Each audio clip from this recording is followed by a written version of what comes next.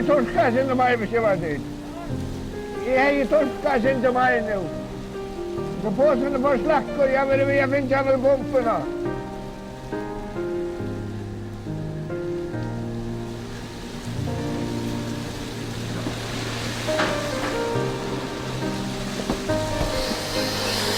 Jeg ble så omgang i en med fiskefrøyngen, der som sier søtt at vi som fisker man opp.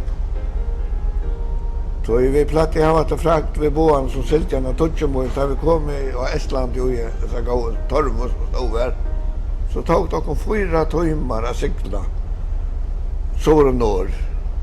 Altså 4 til 4, så platt vi til Stortlagertek og sykla øster og vesterreisene for å male den opp. Og det var cirka 20 sjåmål, så det var en stretch på 20 ganger 40 sjåmål.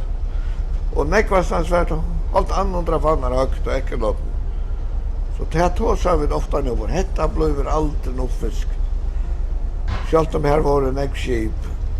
Men at de ble fisk oppe av vojen her. Nei, det var ikke mer trykva. Nei, det etter så mange år på Sildavajo, så blev hon störst klokare av hvordan silten ferast og oppførst.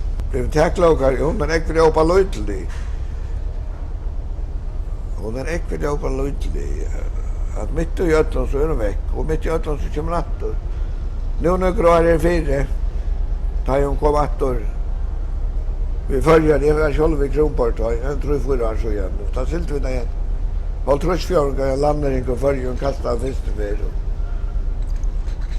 Ja, vi kastet oss nekra. Ja, det var jo vekkene 2-3, da kom etter vi 1500 tons. Det var reisende et positivt sjokk. Så tar jeg veldig vekk nekvar, i utgjøren 30 år, og det er ikke veldig okkara leier.